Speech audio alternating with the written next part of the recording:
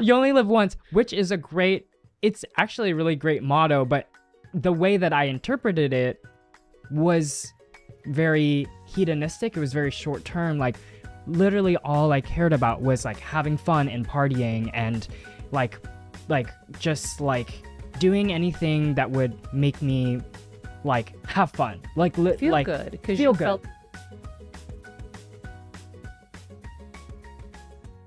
Hello, Heal Squad. Welcome to another great day here.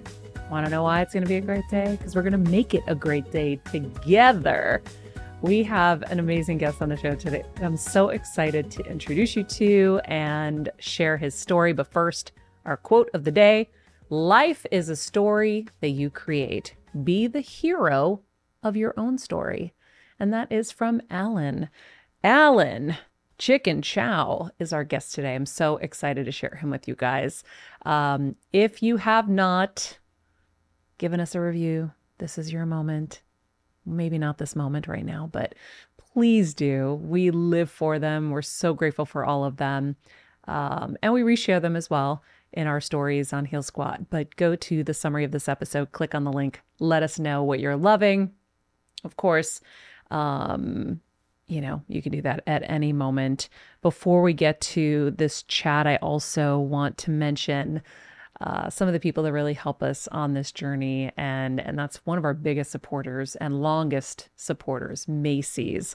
So friends, I have all of my picks, my curated picks, Macy's.com/Heal Squad, for you to choose any new outfits, any wardrobe fresheners you need for the fall, any of the home things that you need and more. All on there. Anything you buy through using that link helps support this show. And we're so, so grateful. And even if you go on there and you don't like anything I like, you pick something else out through that link, we get credited for that too. So thank you for that. I do mention Rosetta Stone in this interview because Alan was talking about how he's learning Russian and I'm improving my Greek. So Rosetta Stone is another supporter of this show. And if you go to rosettastone.com/Heal Squad, Natasha, what is the incentive there? I don't remember what our little deal with them is. It's 18% off. 18% off. Learn a new language, friends, or improve one, especially if you're thinking of moving out of the country, which a lot of people are doing nowadays. And Just Thrive. So Just Thrive is a new probiotic that I have been using and loving, and I've talked about it at length at this point, but it is calmed my digestive system so much. And it's really changed the game for me. And I know it will change the game for you. It's one of the few probiotics that actually makes it to your intestines. And I can tell because mine used to flare up and be so angry. And now they're not. So justthrivehealth.com. Use the promo code HEALSQUAD at the checkout and you'll get 20% off there. Remember to take the probiotic after you eat. I also use the Just Calm, which is so great for anxiety and all of that. You can read more about it on the site, but I've been using that every morning and seeing huge results as well. Now to our chat. So Alan Chikin Chow is a breakthrough actor, a digital creator. He has been topping the charts with the #1 most viewed YouTube channel in the US. I'm so excited to share his journey with you because, we do a lot of health and wellness on the show and we bring in all the experts to help us. Sometimes it's nice to hear from someone who has walked the journey and is just, in a different kind of field. And he has had a lot of success at a really young age. And it's from a genuine passion and mission that started to help his mom laugh. And it's such a great story. And I find him so lovable because he loves his parents.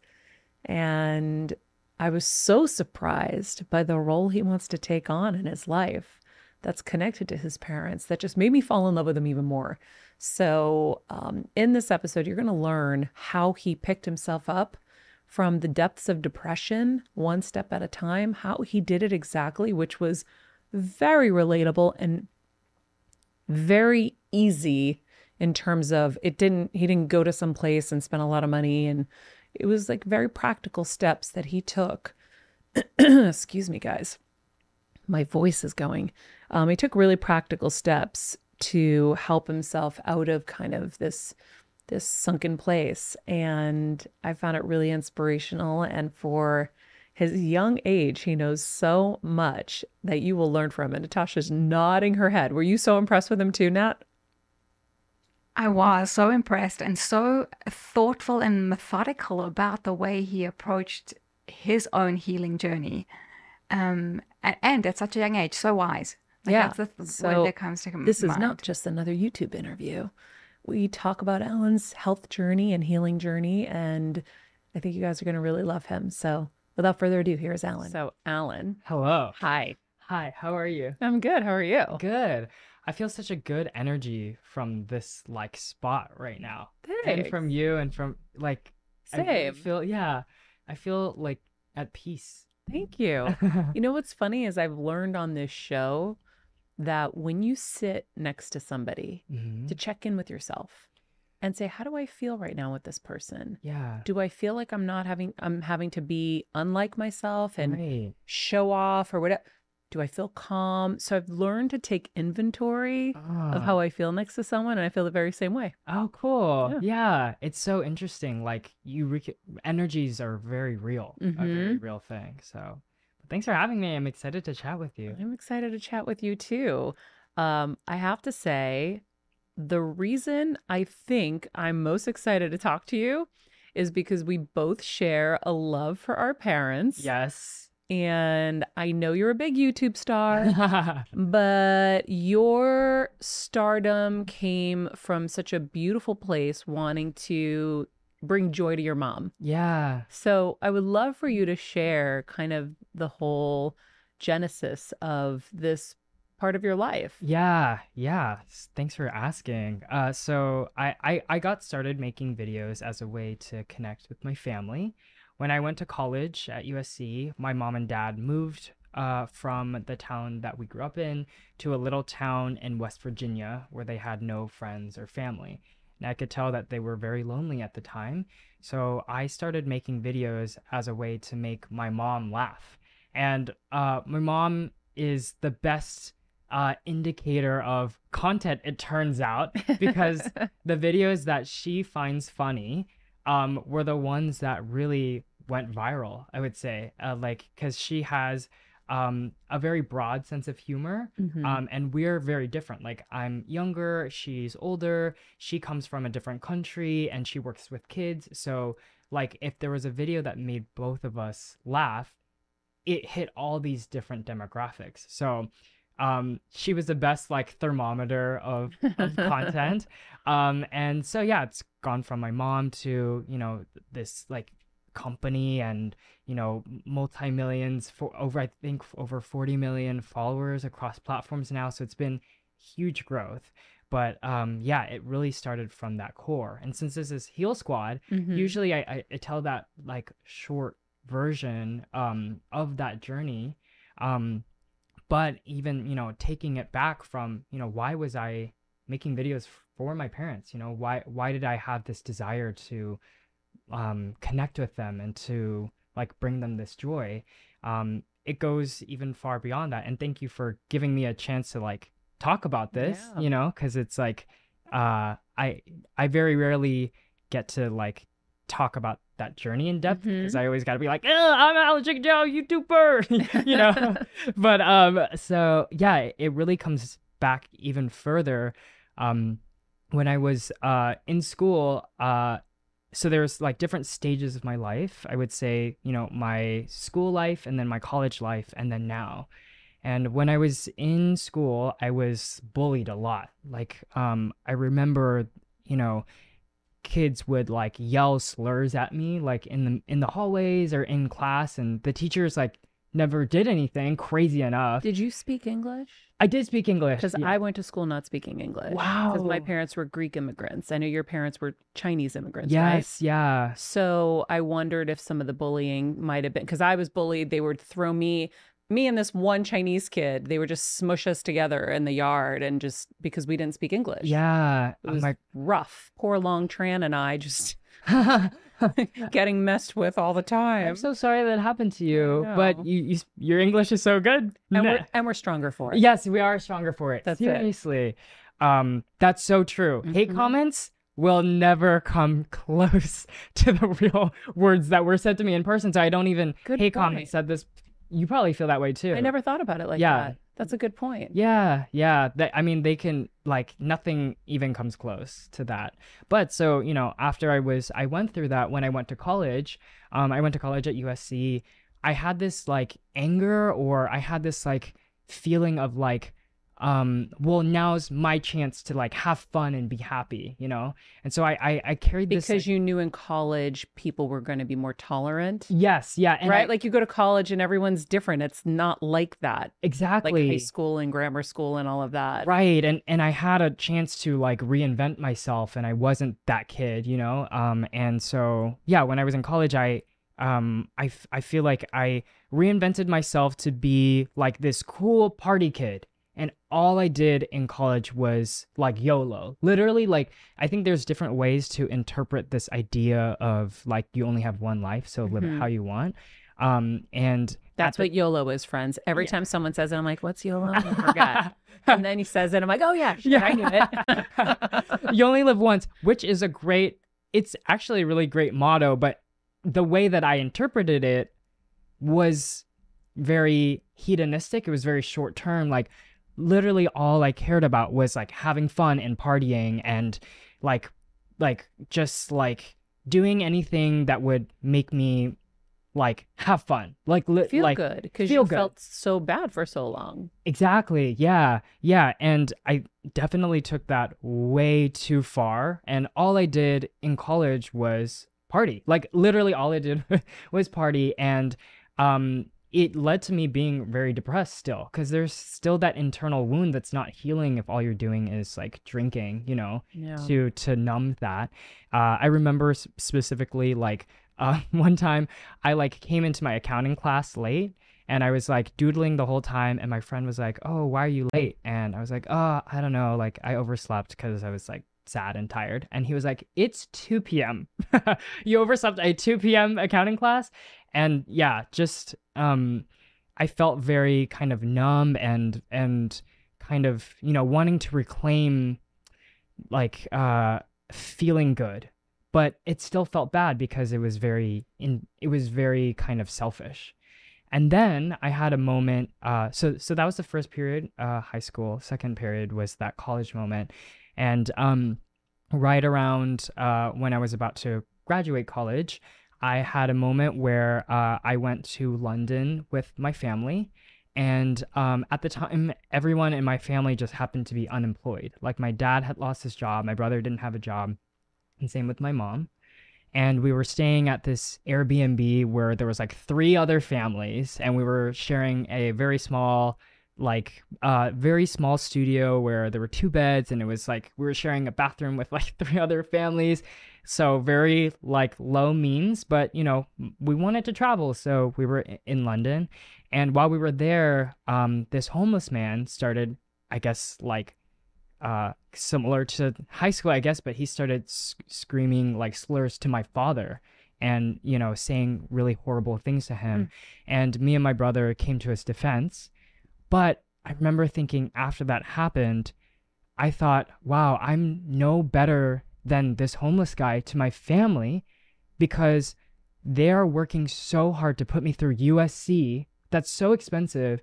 And I'm wasting it all away just to like drink and have fun and be this party animal. And I'm contributing no more to society than this man who I was so angry at for saying these things to my father. And I had a huge change at that time, and really looked at the common denominator of someone who has supported me my whole life was my family, was my parents. And I made that YOLO, the perspective in which I was looking at YOLO, instead of thinking you only live once, let's drink, you only live once, how can I provide value to the people around me and to the world, to society? That's what I really had that mindset shift about.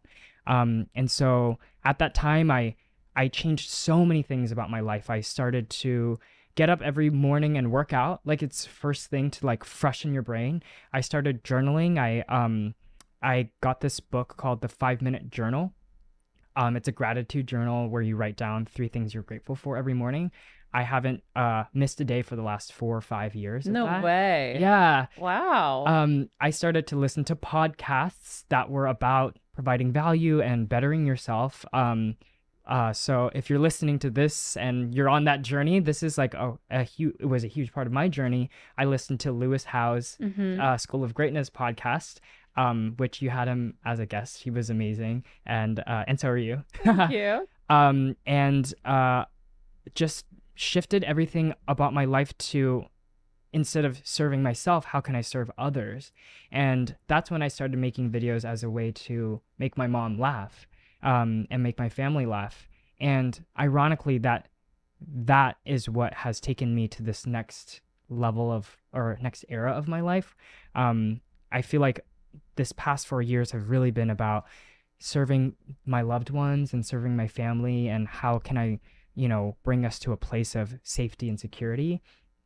And now I feel like, how can we take that same value and mission and bring it to the world? Like, how can we provide value and unity and community and comfort to the globe? And so that's where my mission statement, unity through laughter and story, has come out. Because really, what I want to do with the videos that I make, the people that I work with, is show that, like, no matter your background or your identity, we can all come together through laughter and story. I love that. And I am so excited that we get to hear the whole story, because I've watched interviews, and it's always a media outlet that's just so excited to have a TikTok star or a YouTube star because they think they're going to get their audience and all this. And then they throw the quick, oh, tell me what you did and blah, blah, and then it's over. And I'm like, I didn't really learn anything other than I did this for my mom. I like hearing your journey to all of this. And I want to know, when that homeless man, you got that breakthrough, what was the next step you did? Because I know you said you turned everything around, you started working out, you did the 5 Minute Journal. I can see where Lewis House had a big impact on you, because I think that's where the light bulb came up to serve people, right? A lot of these kind of self-help gurus are always talking about serving people.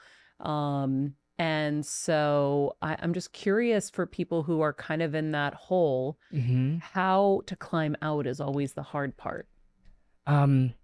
I think the first one, which is actually very simple, was actually just getting up early in the morning and exercising. There's something about, like, starting your day with something that freshens your mind, and being up early where life hasn't come at you yet. Like, I would get up at like 5 in the morning every morning, even if I had nothing to do that day, because from the hours of like 5 a.m. to 8 a.m., no one's texting you. Like, no one's bothering you, and you can really align your mind and set intentions for the day. Because when the day starts, it's like dodging a bunch of arrows. Like, people are like shooting all these like arrows at you, and you're trying to manage all day, like, what's going on. But in the morning, you can really like wake up and set that intention. And I know that that's hard, but do it. But it's not, like, once you do it, I wake up to see the sun rise. Oh my God. Every day to set my circadian rhythm. I'm doing it for health reasons. Yours is mental health, technically, right? Yes. Yeah. But you probably don't realize as it is for your health too, because if you can wake up with the sunrise, and set your circadian rhythm, there's so many incredible health benefits. So, but I feel the same way. I feel like we all cry that we need more time in a day. Yeah. But yet if we just woke up earlier, you get that more time. Yeah. And you get that you time to be quiet. Like, even this morning, I got up and I did all the stuff with the baby, whatever. And I had time to go get a coffee. And I said, you know what? I'm going to go get my coffee. I'm going to go sit outside with that coffee, get that sunlight, because the sunlight's super important. And I'm going to do my research for, some upcoming guests. And I did. And it was so beautiful and peaceful. And then I got in my car, I came over, and here we are now. Yeah. You get so much time Yeah. for yourself. Seriously. And it's valuable. Like, and it feels long. That time. It does. It really does. And Yeah. I love how you explain, like, it's before the world's coming at you. It's Yeah. such a great way to put it Mhm. because it's true. Yeah. And you don't look at your phone and check your emails from the night before. Yeah. Really, like, do whatever it is, cold plunge, work out, Mhm. meditate, journal, get yourself ready for your day so you feel good. Yes. I Yeah. love it. Yeah, totally. And the thing about the phone is really true too. When I started to make videos, I now have two phones. One's my personal phone that has social media on it, and one's my business phone that has all the social media and stuff, Instagram and stuff on it. And I don't check my business phone until that morning routine is over, because if you wake up and the first thing that you see is something you can't control, which is like views or results of something that you've made, then it feels like the whole day is out of control. I actually feel such a big difference if accidentally one morning I wake up and I'm checking all these like stats and stuff like that. It's Me too. It's outside of your control. So then the whole day you kind of feel a little bit like, I don't know. I think there's like a real health thing in your brain about beta and alpha waves around how your mindset or how your brain functions right in the morning. So yeah, I have those two phones. So smart. Can I ask Alan a question because of your generation? So we had David Dobrik on the show, Mm-hmm. and he was laughing at the old generation getting up early and making fun of them for working at 4 a.m. I find with your generation, they'll work, but they'll work all through the night with all this blue light, whatever, and then they sleep all day, and they, So is it with your business? Is it weird to do to have be this someone who practice wakes right up? now? Yeah, with your generation. Yeah, I think You're the unicorn. I think he right. I mean, Yeah. tell me, maybe I'm wrong. I think, not thinking about my team, a lot of them are night owls, especially editors yeah, a lot of people tend to be night owls, but I think it really just depends on the person. Like, honestly, I can't do that. Like, I don't feel fresh at night. Yeah. I feel like, yeah, the blue lights and everything, I feel like a zombie. And so I really think it depends on the person. But my true advice would be, I feel like when you get up and you can set your day without having to answer to all these Having it set for you. Yes, yeah. No, I think it's such personally- sound advice, and I think also you mentioning that sweet spot of between 5 or 6 in the morning and 8, and you're right, just the energy. No one else is around. Yeah. But I think your generation needs to hear that more, because I'm just waking up and realizing that, because I was always a night owl working around the clock, but Maria's now got me on the circadian rhythm and it's everything you said just made so much sense to me. It's so quiet, it's peaceful and clear. Yeah. But it's before, like you said, the arrows start coming in. But I'm really glad someone of your generation is seeing that, because I worry, because I see so many of my staff is night. And they're white as ghosts. They're zombies. And they're sick and too. they're sick. Yeah. Yes, a lot of Yeah. autoimmune diseases Yeah. coming, and I think it's because of it. Yes. Yeah, I think so. Yeah. Okay, so that was step 1. Yes. Climbing out. Yeah, waking up, like working out, and then step 2 was like consuming knowledge that was like bettering of self. So Lewis Howes, like the School of Greatness, was one of the biggest ones for me. A podcast like this is like great, for like putting your mindset into self-help or healing and health. Yeah, I call them accountability partners. Yeah. 'Cause a lot of us, when we're on these journeys, we've gone there because we've hit a rock bottom, let's say, right? Yes. You hit your rock bottom in a sense, and we're like, you knew what you needed and you went for that content. A lot of us go to that content when we need it, but then we don't have a lot of people around us that are on the same page. Yes. So I'm sure you probably felt that, right? Yeah.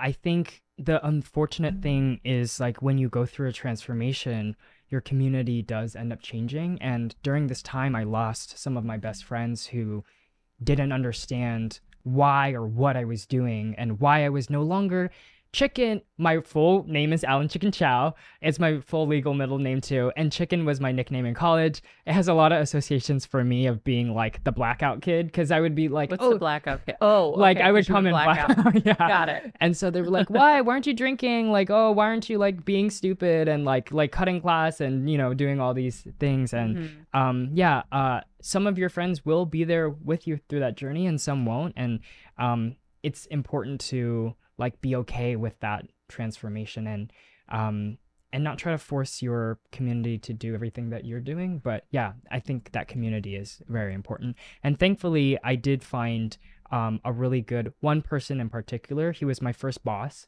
He was actually a content creator too. His name is Markion.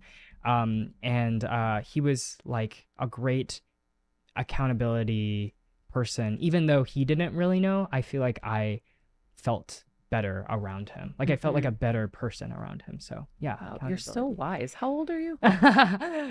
Guess. I mean, I think you're like maybe 28. I'm 26. 26. Okay. Yeah. I was gonna guess younger. Well, no, I know. I thought he was. Well, I was trying to made do an the math educated because he was guess born in based on his- '96, his- Yeah. and so I was like, I was just making a quick guess. But you're so wise for your years. Were you always this wise? Thank you. Despite, I know you went through your party stuff, but those were reactions. Those were maybe not, those weren't just like patterns you went into. Those were reactions from that negativity that threw you this way. Yeah. It wasn't something you were going to do naturally, I don't think. Yeah, I think If that makes any sense. Sure.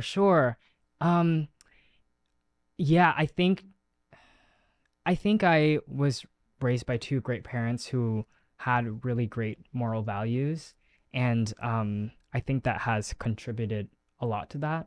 And yeah, but I actually don't think so. I definitely was not always this way. Like when I was in college, it was very different. I think some of my college friends, if they saw me now, they wouldn't understand. Yeah. Like kind of, yeah, but So you were not always like an old soul. no, Okay. no, definitely not. And I think that's great for people who want, you know, transformation and healing. Because It's possible. I think back then I thought like if I was loud and crazy, that was like good. Always like, you know, that was like what everyone wanted was me to go like, whoa, and start dancing and like throwing things and twerking on the table. Yeah. Like, yeah. So You got rewarded for it. yeah, but it came from, you know, like you said, it comes from, unfortunately, like hitting rock bottom, truly. And, you know, there's more than that, like instance. There was like many instances of like feeling like I hit rock bottom during that period. But when like, there's usually one that's like That's it. the rock bottom, you know, Yeah. rock bottom. Yeah. So, So yeah. finding content that helped you in the journey was step 2. yes. Yeah. Yeah. And then step 3, I think finding your Ikigai. Have you heard of that? No. It's so What's that? it's Ikigai. How do you spell that? Can you spell it? I think it's Japanese. It's like Iki, maybe Geai. I'm not sure Okay. exactly what. Ikigai. Yeah, Ikigai. And I like that already. my friend was telling me about a documentary that she watched about people who live the longest in life.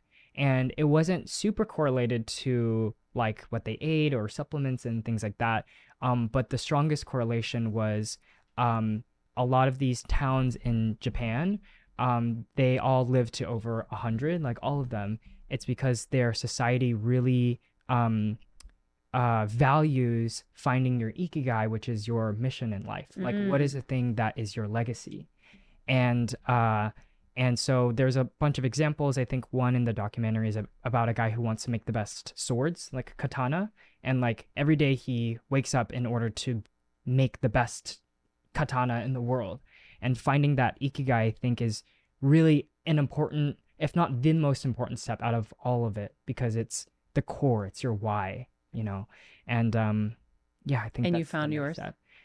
I think that I think it can evolve and change. And I think that during this last period, it was very strong. And I think it's becoming even stronger, which is really, like I said, I'm so passionate about like bringing people together, like global communities together.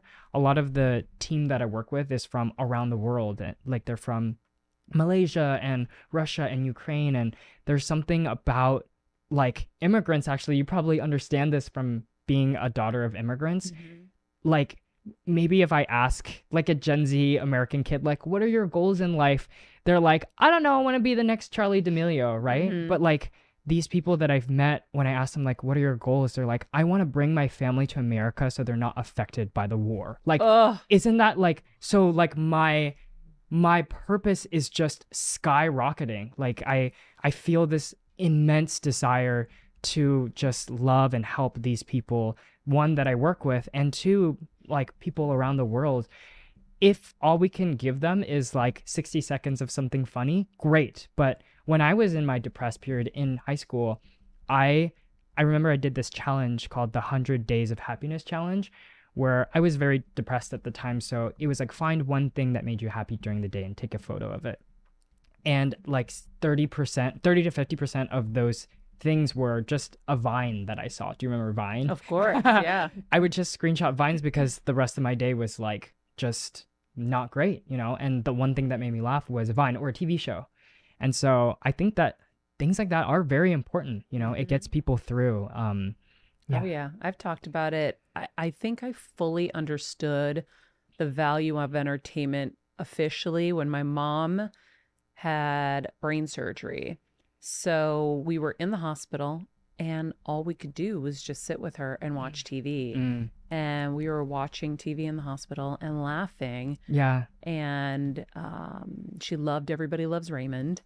And we were just like, oh my God, I really get it now. I was like, this is what helps people through these times. Yeah.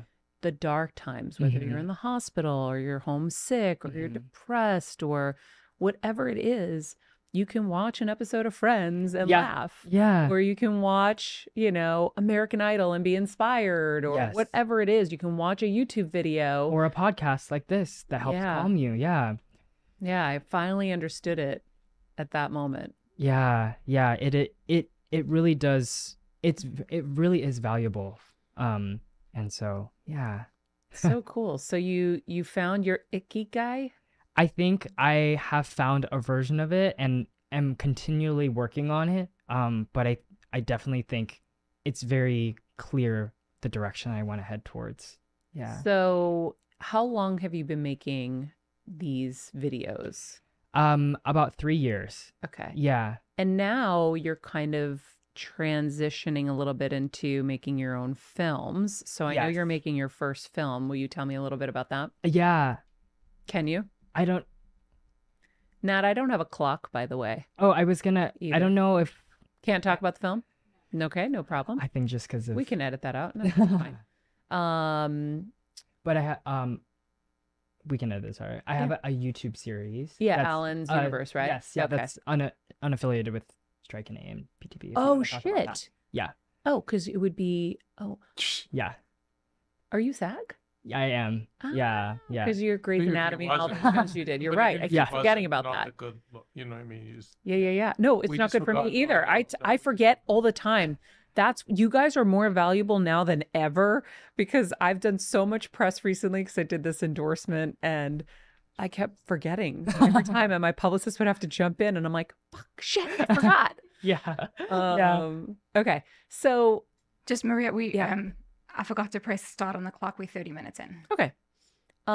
So Alan's Universe. Tell me a little bit about that. Yes. So it is a high school drama series about love, friendships, and standing up for what's right. And I grew up on shows like Degrassi and a lot of high school shows like on Disney and stuff. And I feel like it was a very formative part of growing up. It teaches you a lot of morals and lessons. And so that's what I wanted to create with my long form YouTube channel. A high school series that people can watch and learn like morals and lessons. Yeah. And it's very fun. It's like a Korean drama come to life. And the amazing thing about the series is that we don't talk. Like we do the whole 8 episodes and everything is action based. Because again, my mission, my desire is to bring together a global audience. Like, it doesn't matter if you're from Romania or India, or you're like a 50-year-old man from Nebraska. You could be a 9-year-old girl from Brazil. Like, they can both watch this content together and understand it. That is the goal So of it's mine. all just subtitled? It's all no words. No words either? Yeah. So no sound and no words. There's sound. You're there's like Charlie music. Chaplining this? Exactly. Yes. And it's funny, like, how kind of things cycle in life. Like, I feel like there's like, it's very, media and content and storytelling is very cyclical. And so, like, now that social media is like in its beginning stages, it has a lot of like these beginning storytelling elements, like silent films, or unscripted is really big on YouTube. So yeah, we're Charlie Chaplining it. We're testing different ones. Like, one episode we're gonna do We Are Talking, but the goal of me creating it was really to create this global series. Yeah. Wow. And what are the stories you're telling? Because you said you want things that have moral lessons. Yeah. Give So me an example. One of the recent ones that I posted was about bullying. And it basically follows this mean girl who is bullying her friend, and it goes into her backstory of like why she's a bully and like why people act mean, and to create empathy for people in those situations, you know. So yeah, just like because I think it does. So it's funny because sometimes it's like, well, F them, they're the bully. But if you can understand where it's coming from, you can be released a little bit of the why it's coming at you. Yeah. It's not really about you, it's about them. So if you can understand that, it might help, right? Exactly. Yeah. That's exactly like the story behind it. So yeah, we're super excited for it, and we're in the process of making it, and excited for more of it to come out. Fun. I'm glad you admitted to that the Degrassi Junior Highs and those shows impacted you that way, because they always did for me too. I'm older, so I had my versions of those shows. Yeah. But I was always embarrassed to be like, that inspired me to be better. Star Trek and things like that. Yeah. Just, you know, and I remember when they killed Mr. Spock, and obviously they brought him back to life. And I'm going way Trekkie geek on you, but people wrote in and said, you know, hey, this you please don't kill him, because his character inspired me to get away from crime, to get away from a life of, you know. And I think, so I don't know, it was really nice to hear that, because I've always felt that some of the sweeter shows, it seem on the surface very innocent, but I feel like there's a great power to them. Yeah. And a lot of times it's your first introduction to some maybe more controversial topics, right? And so yeah, I think it's like the new age, like content. YouTube is the new age of storytelling. So we're really excited to dive all into it. Well, if you ever want to do one with health, let me know. Oh, yes. We can Okay. teach people the foundation of health. Yeah. That's Maria's big thing, is trying to educate children and parents now to not do the crazy things we all did. Like, I'm making Athena the CEO of her health already. So she's already up at sunrise, setting her circadian rhythm, grounding, getting her vitamin D out in the sun, not by pill. And she's been cold plunging in the ocean. Really? She really likes it. I mean, I call it cold plunging because it's kind of cold. Yeah. It's not as cold as a cold plunge, but she just kind of sits there and kind of wiggles. Oh my gosh, that's so and cute. she's like, what is this? But I like this. Can she swim? Is she old enough to swim, or is she just 3 months? I'm holding her. Oh, I see. I'm just kind of holding her in there, and then I pull her up, and then I put her back in, and then I pull her up. I'm the total old dad, so I'm nervous. Like, oh, get her out. Yeah. There's But turtles. to me, it's like showing her from go the healthy habits that she should keep in her life. Because my thing is, we grow up and we're taught to get good grades, to be good girls and boys, to succeed, to get into college, to get a great job, to make a lot of money. Health? Right. That's the thing you can sacrifice, right? You can stay up all night. We sacrifice. Yeah. We sacrifice it by eating shit, excuse my language. I was fast food queen just to make my schedule. I was in and out of hospitals, dehydrated, malnutrition, whatever, ripping IVs out, going back to work. Yeah. Staying up late, doing all those things, taking advantage of my body rather than being kind to my body. Yeah. And so I want her and other kids to learn that there's another way to do this where you can work side by side, Yeah. work on your health and work on your career at the same time. And it makes you better. Like Yeah. it should make you better at whatever you do if you focus on your health. I think Kobe Bryant said first things first. Like he said that the reason why he was so successful is because of his body and his health. So he takes care of that first before anything else. I love that. Yeah. Yeah, you have to. So that's my big mission. So if you ever want to do an episode around that, Okay, let me know. cool. Yes, I'm excited. We're always looking for new ideas. Yeah. And so you've had a lot of success. How are you managing success at a young age?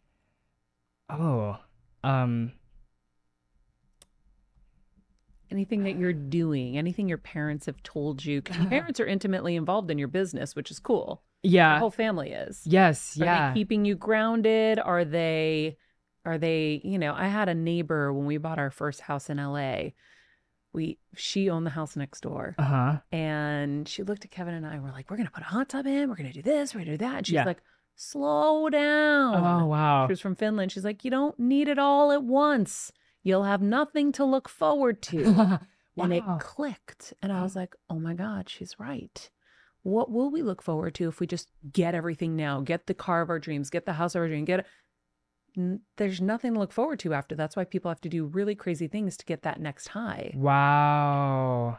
Oh my gosh. Because then when you go looking for a car, now you're like, oh, well, I've had Well, the yeah, best you've had a cars. car. Yeah. But I've had the best cars. Yeah. What's yeah. next? Right. Well, now I'm miserable because there's nothing better. You know what I mean? There's Right. that element that can happen. Wow. And that's when you see a lot of young stars that have had a hard time because they just have had it all too fast and then there's nothing to look forward to. And there's a sadness that comes in because you should always be going after something. Yeah.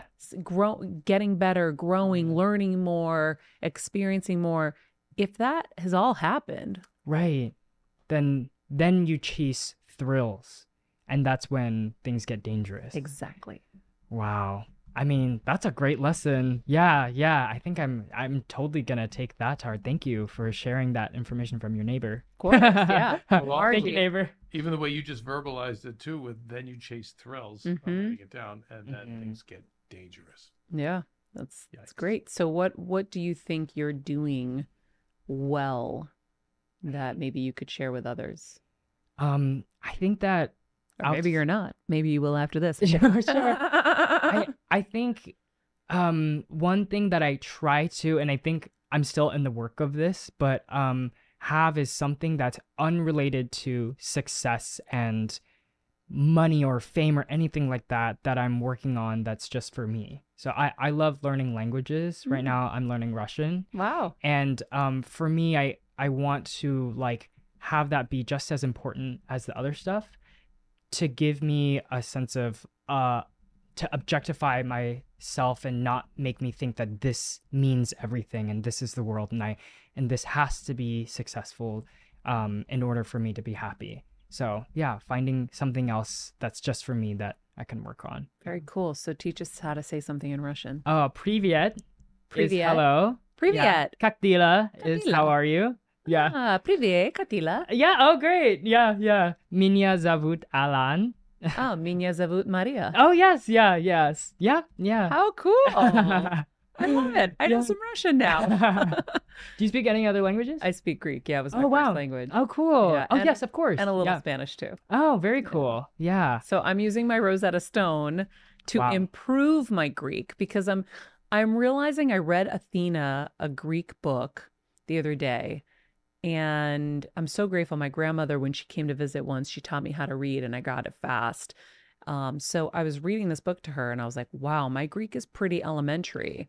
It's not like cultured and, high level, like maybe my dad or whatever with vocabulary. So I'm using Rosetta Stone to improve my Greek because I want her to be worldly and I want us to be living in Greece half the year and Wow. really having her immersed in our culture. Yeah.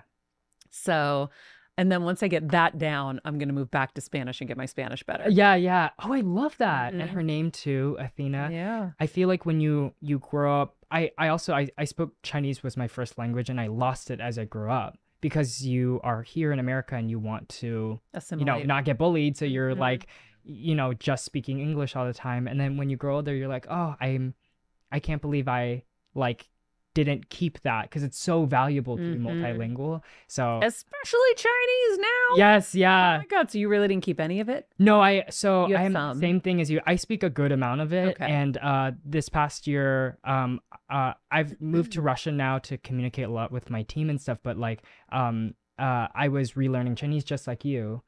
It's a lot easier when you like grew up learning it because like Yeah. the basic. There's something about language and the way that it's structured that's the hardest to learn. Yep. Like if the language is structured differently, like Chinese is. And so I've relearned it really fast. So 我可以学习, like 我可以说很多. I don't know. You don't know what I'm saying. I can speak a good amount. I like it. But yeah. So, yeah. I know can speak- goodbye Oh, for cheers. come. Because I went to China with the Today Show when I worked there. Yeah. And I made noodles from scratch. And then Cool. I learned that when you cheers, you touch the bottom of the glass and you say "goodbye." Oh, cool. Yeah. I didn't even know that. Talk I to your think. mom. Ask her. Yeah. Yeah. I Very love cool. it. Where do you see yourself in the future? You're so young. You've done so much. What are some of the things that you want in life? Do you want a family? Do you want to do other things in your career?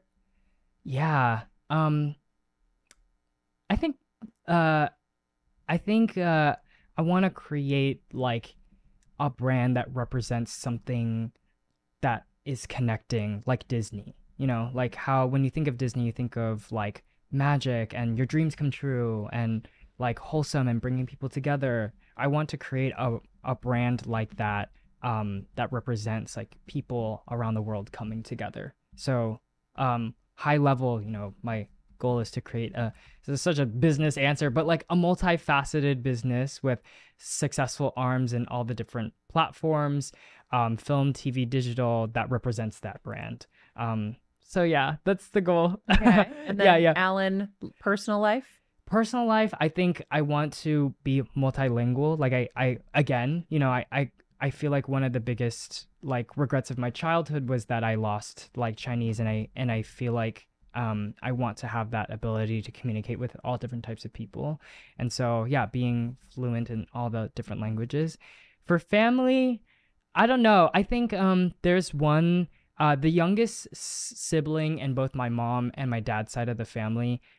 They are not married and they just take care of their parents. And I think I am 100% happy and okay to be that person. Because I have an older brother and he, I'm sure, is gonna like get married soon. He'll be the one. He'll be the one. I had one in our family. Yes, Yeah. he was the one. Yeah, and he can have a kid and all the things because I know he wants that. But yeah, I love my parents and my family so much, so I'm okay being that person. And they're kind of, I think there needs to be that one person. So There I really don't know. does. Maybe if you ask me in 5 years, the answer will change. Yeah. But for right now, that's what I want. Well, listen, I took care of my parents my whole life. And I mean, when I was younger, my dad was a severe diabetic, so we were always taking care of my dad. But at some point, he had a really bad episode and almost died. And I looked at Kevin, I go, what do we do?